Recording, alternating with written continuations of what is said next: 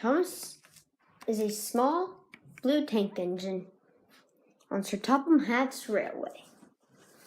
He has 3 driving wheels, a big cab, a short, stumpy boiler, and a short, stumpy funnel.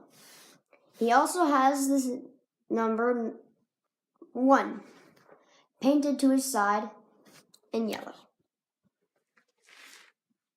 Thomas has 2 wonderful brown old coaches named Ernie and Clarabelle. Not only does Thomas have Annie and Clarabelle and the number 1, he also has his own branch line. Thomas's branch line is a small line. It has a quarry near the end of the line. It has a siding where trucks are always loaded up with coal for Thomas to take after taking Annie and Clarabelle up and down the branch line. There's a coal depot at the very end of the branch line where all the engines would go to get coal. Thomas's normal routine was to take Annie and Clarabelle along his branch line. He would then soon later return to drop off Annie and Clarabelle.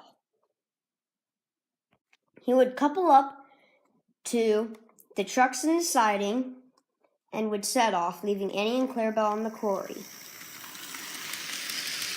Toby, who was a small brown engine, would then come and shunt away Annie and Clarabelle. The next day, Thomas was very upset. He wasn't allowed to go on his branch line because there had been a big rock slide that had gotten in the way of the track right in the smack dab middle of the entire branch line.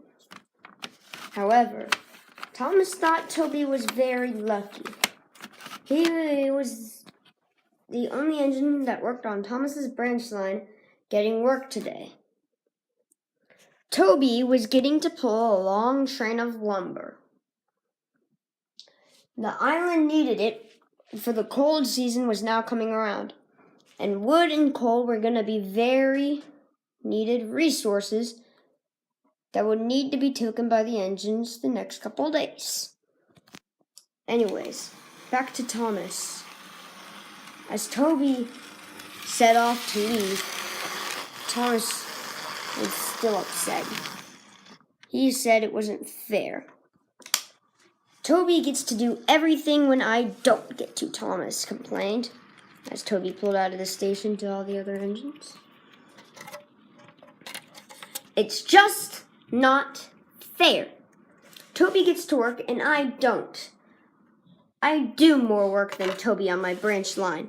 All Toby does is shunt and pulls around one little boxcar collecting sheep.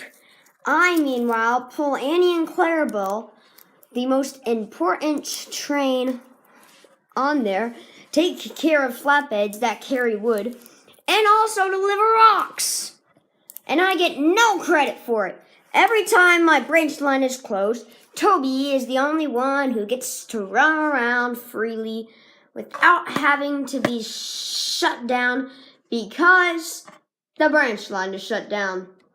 But Thomas was indeed wrong. The very next moment, Toby came racing down, crying for help.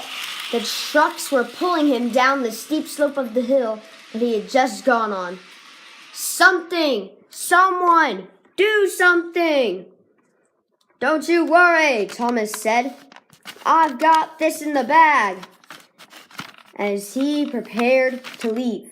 Very much little time later, Thomas was zooming out of the station to go help Toby. Thomas arrived to the scene of which all the events had happened.